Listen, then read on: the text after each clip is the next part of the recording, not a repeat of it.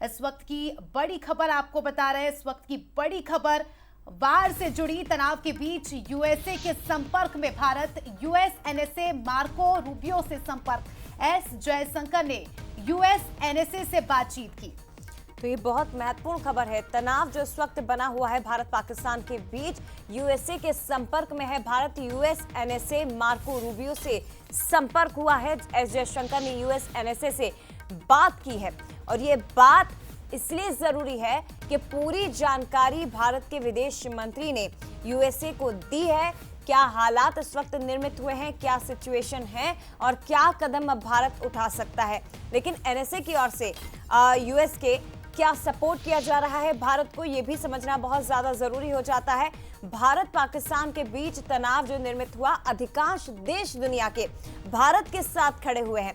China और तुर्की को अगर छोड़ दिया जाए तो ज्यादातर देश पाकिस्तान के आतंकवाद के समर्थन के खिलाफ खड़े हुए हैं और भारत को सपोर्ट कर रहे हैं। इजराइल की ओर से पहले ही बात कही गई है कि जो मिसाइल अटैक भारत की ओर से हुआ है ये आत्मरक्षा में किया गया। और इन सब के बीच ये बड़ी खबर इस वक्त की आपको बता रहे हैं। एक और बड़ी खबर आपको बता रहे हैं, भारतीय नौसेना का बड़ा अभ्यास अरब सागर में नेवी ने अभ्यास किया है। 8 से 13 तारीख तक नेवी का अभ्यास और पाकिस्तान ने ड्रोन मिसाइलें भी दागी है, ये भी आपको बता दें।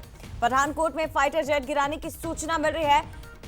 रात भर से दहल रहा है भारत का सीमा का इलाका जो है, क्योंकि पाकिस्तान करतूत कर रहा है। लेकिन दूसरी तरफ पंजाब के 2 शहरों में धमाकों की गूंज सुनाई दी है। पाकिस्तान ने यहां पर फिर से ड्रोन और मिसाइलें दागी है। पठानकोट में फाइटर जेट भारत ने गिरा दिया, यह भी एक बड़ी सफलता।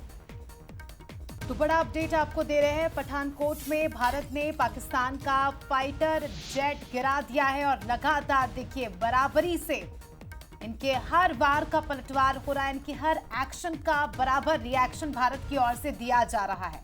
तो लगातार पल पल के अपडेट वार से जुड़े सबसे पहले आपको बंसल न्यूज पर दिखा रहे हैं। और ये जो तस्वीरें आप देख रहे हैं ये कल की तस्वीरें, किस तरह से पूरे पाकिस्तान में हाहाकार मचा है, पूरे पाकिस्तान में हड़कंप मचा है। क्योंकि ये वार नहीं, इंकलाब है, आर या पार की लड़ाई है। और अब भारतीय सेना ना रुकेगी ना झुकेगी। अब बात इस पार होगी या उस पार होगी, और उसी की तस्वीर आप देख रहे हैं।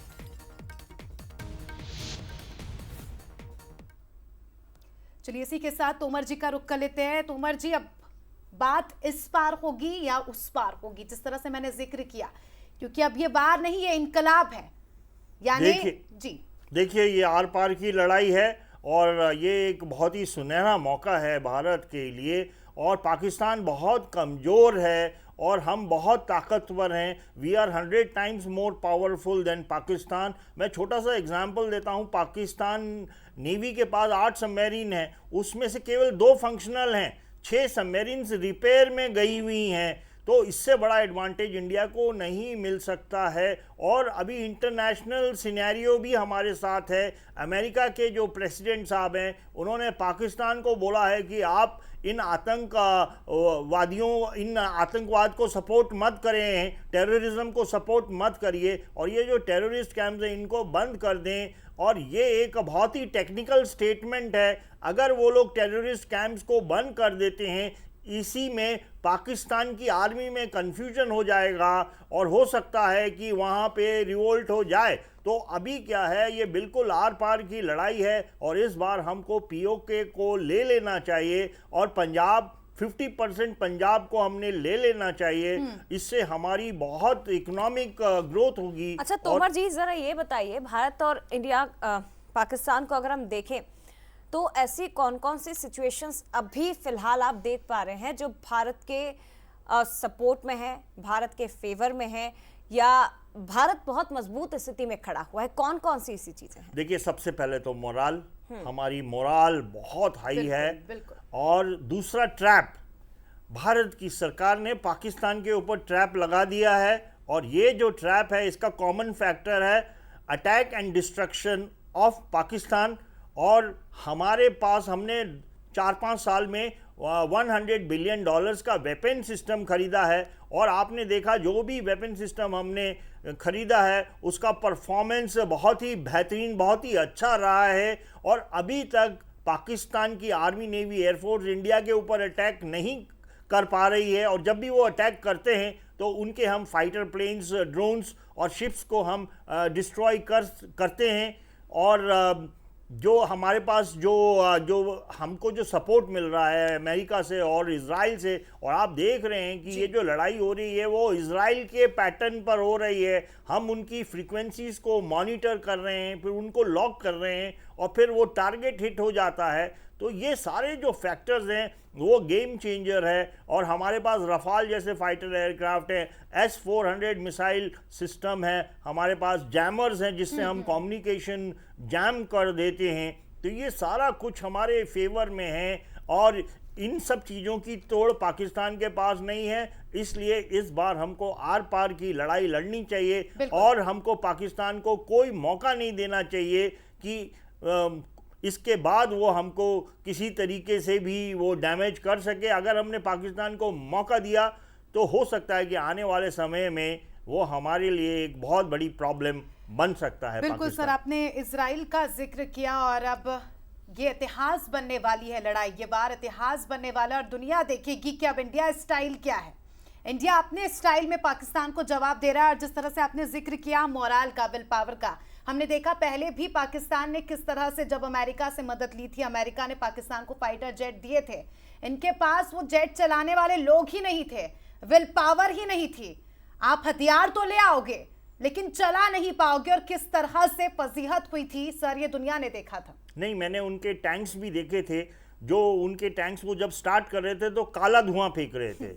इसका मतलब यह है कि उनके जो टैंक्स की जो सर्विसिबिलिटी है वो भी ठीक नहीं है, वो टैंक्स का जो मेंटेनेंस है वो बहुत पुअर है, और इससे सुनहरा मौका हम लोगों को नहीं मिलेगा पाकिस्तान को ध्वस्त करने का। इतना कॉन्फिडेंस कहाँ से रहा है सर, इतना ओवर कॉन्फिडेंस कहाँ से आ रहा है? ये देश जो कि किस तरह से यहाँ पर आटे दाल के भाव आसमान छू रहे हैं, इनका इंफ्रास्ट्रक्चर तबाह हो रहा है, इनकी आर्मी में दम नहीं है, उसके बावजूद भी इतने कॉन्फिडेंस के साथ ये कहते हैं कि हम तो जवाब देंगे, हम तो बताएंगे, करने दो वार। देखिए, जो पाकिस्तान के जो आर्मी चीफ हैं general Asim Munir, he is one dimensional personality, और हमारे जो सिविलियन लीडर्स हैं वो मल्टी डायमेंशनल पर्सनैलिटी हैं। और मोदी सरकार ने इतने अच्छे डिसीशंस लिए हैं बीइंग सिविलियन लीडर्स कि उन्होंने जो सही वेपन सिस्टम्स का सिलेक्शन किया है, जैसे Rafale fighter aircraft 4.5 generation fighter aircraft है, उसमें BVR लगा हुआ है, उसमें एयर टू सरफेस मिसाइल लगा हुआ है, उसमें रनवे पेनिट्रेशन बॉम्ब्स लगे हुए हैं, और उस ये एयरक्राफ्ट जो है 2-2, 3-3 घंटे एयर स्पेस में कॉम्बैट एयर पेट्रोल कर सकता है। It can loiter in air space for 2-3 hours. और फिर उसके बाद हमने रशिया से S-400 एयर डिफेंस सिस्टम लिया है जिसका रेंज 400 किलोमीटर है। इसका मतलब यह है कि जहाँ पे ये सिस्टम डिप्लॉय होता है वहाँ से 400 किलोमीटर दूर तक वो किसी भी दुश्मन के फाइटर एयरक्राफ्ट को वो डिस्ट्रॉय कर सकता है। और जो सबसे बड़ी बात है वो है जैमर्स। हमारे पास बहुत मॉडर्न जैमर्स हैं फ्रॉम डिफरेंट कंट्रीज़, और हम उसको सक्सेसफुली हम यूज़ कर रहे हैं कम्युनिकेशन जैम करने के लिए। और अगर हम कम्युनिकेशन जैम कर देते हैं तो इसका मतलब हम लड़ाई जीत गए हैं। और जैसे हमने देखा है कि पाकिस्तान का जो एयर डिफेंस सिस्टम है वो बहुत वीक है, और जब हमने फर्स्ट डे जो 9 कैंप्स के ऊपर जो हमने स्ट्राइक किया था उसमें ऑलरेडी हमारी एयर सुपीरियरिटी हो गई थी। इसका मतलब ये है कि हम युद्ध जीत चुके हैं। तो हमारे जो लीडर्स हैं उनकी मल्टी डायमेंशनल इंटेलिजेंस है और पर्सनालिटी है, और उन्होंने सही वेपन सिस्टम का चयन किया है, इसलिए हम पाकिस्तान को हमने कॉर्नर कर दिया है। अच्छा सर, इस वक्त भारत के सामने वो सिचुएशन भी आ गई है कि भारत जो लगातार कह रहा था कि हम सैनिकों को निशाना नहीं बनाएंगे, हम नागरिकों को निशाना नहीं बनाएंगे, लेकिन जिस तरह से पाकिस्तान ने कल शाम को अटैक करके भारतीय सेना को निशाना बनाने की कोशिश की और यहाँ तक कि आम नागरिकों को भी नहीं बख्शा, क्योंकि एक दिन पहले जो सीमा पार से गोलीबारी हो रही थी उसमें करीब 15 से 16 नागरिकों की जान गई है।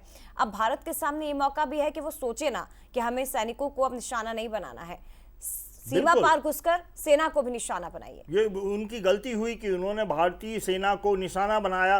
अब हमको भी मौका मिल गया है कि हम पाकिस्तान की सेना के ऊपर अटैक करें। ये गलती उन्होंने कर दी है, गलती पे गलती कर रहे हैं पाकिस्तान। इसलिए मैंने बोला है इस बार आर पार की लड़ाई करके पाकिस्तान को पूरी तरीके से ध्वस्त करके पाकिस्तान को हमको डिवाइड करना है, नहीं तो आने वाले समय में पाकिस्तान हमारे लिए बहुत बड़ी प्रॉब्लम बन सकता है।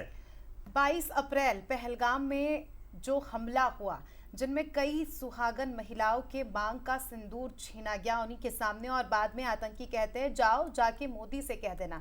तो सर, अब हम ये कह सकते हैं कि ये सिंदूर अब उन सुहागन महिलाओं की मांग तक सीमित नहीं है, अब ये निशान बन जाएगा पाकिस्तान के खात्मे का।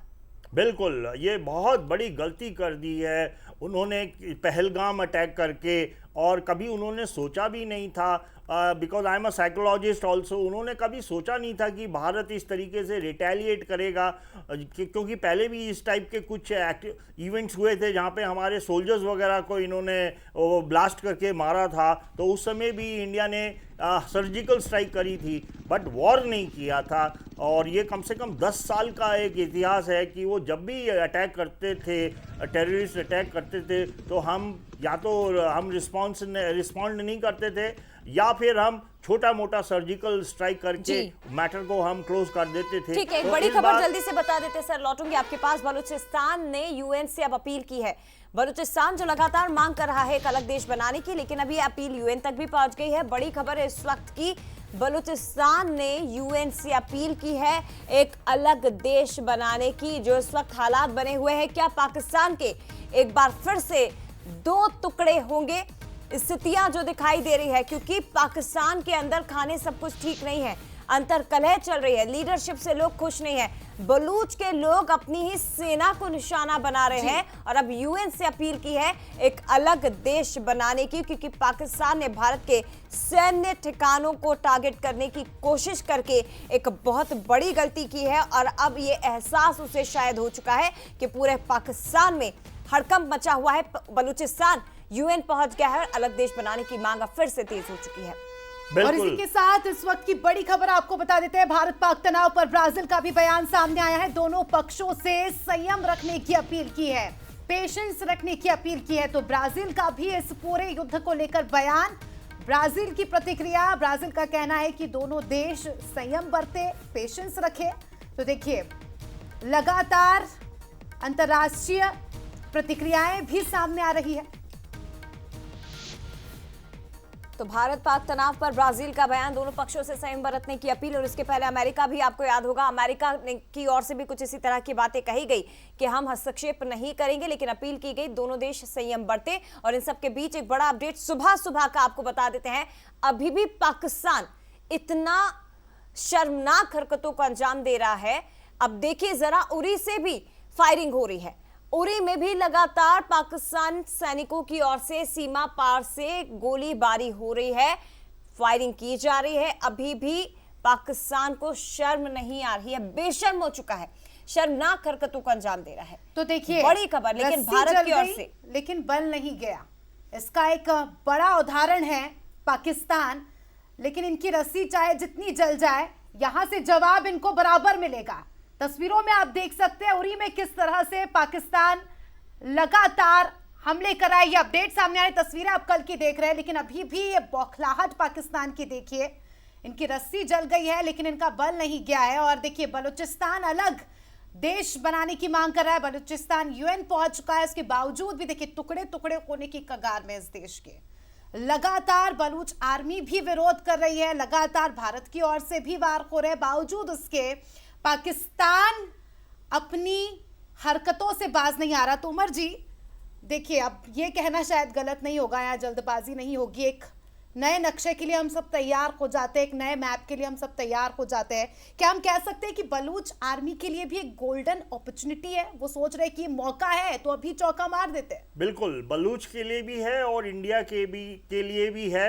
और यही हमको करना है। और बलूच अलग होना चाहता है पाकिस्तान से। मैंने पैनल डिस्कशन में भी लास्ट टाइम बोला था कि हमें बलूचिस्तान को रिकॉग्नाइज करना चाहिए एज इंडिपेंडेंट कंट्री। और अब जब केस जो है यूएन में चला गया है तो India should be the first country to recognise Balochistan as a independent country. और इसके साथ साथ हमको पीओके भी वापस लेना चाहिए। वो इंडियन ऑक्यूपाइड कश्मीर है तो उसको हमको वापस लेना चाहिए। और पाकिस्तान का और डिवीज़न हमको करना चाहिए। और पाकिस्तान आर्मी से हमको अब निगोशिएशन करना चाहिए कि आप जो है और 4 कंट्री में डिवाइड हो जाइए, नहीं तो हम आपका पूरी तरीके से हम आपको डिस्ट्रॉय कर देंगे। तो ये हमारे लिए एक बहुत पॉजिटिव डेवलपमेंट है कि बलूचिस्तान पाकिस्तान से अलग होना चाहता है और केस अभी यूएन में चला गया है। और हमें जल्दी से जल्दी बलूचिस्तान को रिकॉग्नाइज करना चाहिए एज इंडिपेंडेंट कंट्री।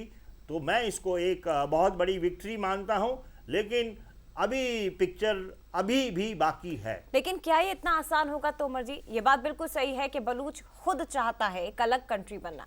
भारत को उसके हालातों का फायदा उठाना चाहिए। ऐसे कूटनीतिक तरीके भारत अब अपना सकता है जिससे वहां के लोगों को ये समझाया जा सके कि भारत कितना सपोर्ट में खड़ा है बलूच के। लेकिन क्या ये इतना आसान होगा? बहुत आसान है, because India is the 3rd largest economy. हम 3rd लार्जेस्ट इकोनॉमी है वर्ल्ड में। और हमारे जो प्राइम मिनिस्टर हैं honourable Narendra Modi ji, has emerged as a world leader और इनकी बहुत बड़ी फॉलोइंग है। आप देखिए 71 जब वॉर हुआ था तो उस समय अमेरिका जो था वो पाकिस्तान के साथ था। तो इस बार बहुत सारे कंट्रीज जो हैं, पावरफुल जो कंट्रीज हैं, वो इंडिया के साथ हैं। तो मैं समझता हूं कि अगर इंडिया बलूचिस्तान को रिकॉग्नाइज करता है तो बाकी भी कंट्रीज बलूचिस्तान को रिकॉग्नाइज करेंगे। और because India is not only 3rd largest economy, India is also one of the most powerful country in the world and we are a nuclear weapon state। हमारे पास जो न्यूक्लियर आर्सेनल है वो France और UK से बड़ा nuclear का जखीरा है हमारे पास। We have got tactical nuclear weapons. तो वो बोलते हैं ना कि ताकतवर आदमी से सब दोस्ती करते हैं, और इंडिया एक ताकतवर कंट्री है। और मैं समझता हूं कि अगर हम बलूचिस्तान को रिकॉग्नाइज करेंगे तो उसके बाद और भी बहुत सारे कंट्रीज इसको रिकॉग्नाइज करेंगे। लास्ट टाइम भी बांग्लादेश को रिकॉग्नाइज इंडिया ने किया था, उसके बाद बहुत सारे कंट्रीज ने बांग्लादेश को रिकॉग्नाइज किया एज अ इंडिपेंडेंट कंट्री। बिल्कुल सर, बलूच की फ्रस्ट्रेशन भी यहाँ पर साफ तौर पर देखी जा रही है। यानी हमें कह सकते हैं कि लोग तो इंतजार ही कर रहे थे कि कुछ ऐसा हो तो हम बड़ा एक्शन ले। लेकिन अब सवाल यही कि क्या बराबरी से जवाब दे सकता है बलूच पाकिस्तान को? बिल्कुल दे सकता है, लेकिन उसको सपोर्ट लेना पड़ेगा। बिकॉज बलूच एक छोटा सा वो एक स्टेट है, तो बट सब कुछ पॉसिबल है। बिकॉज उनके जो फाइटर्स हैं वो बहुत फियरलेस फाइटर्स हैं और उन्होंने पाकिस्तान आर्मी का नाक पे दम कर रखी है और वो सबोटाज कर रहे हैं और वो ऑपरेशंस कर रहे हैं पाकिस्तान के अंदर। और अगर उनको इंडिया सपोर्ट कर दे और अफगानिस्तान से उनको सपोर्ट मिल जाए तो मैं समझता हूं कि वो पाकिस्तान आर्मी को बहुत उनके लिए बहुत सिरदर्द बन सकते हैं। तो सही समय आ गया है कि वो अलग होना चाहते हैं और हमको उनको सपोर्ट करना चाहिए। लेकिन सर महत्वपूर्ण ये भी है ना कि पाकिस्तान तो अपनी हरकतों से बाज आ नहीं रहा है, तो पाकिस्तान क्या इस चीज के लिए राजी होगा? क्योंकि बलूचिस्तान के लोगों ने मौका भांप लिया है कि इससे अच्छी सिचुएशन उसे मिल नहीं सकती कि वो यूएन चला जाए। यूएन पहुंचा, वहां एक बार फिर से मांग की गई कि हमें एक अलग देश बनाना है।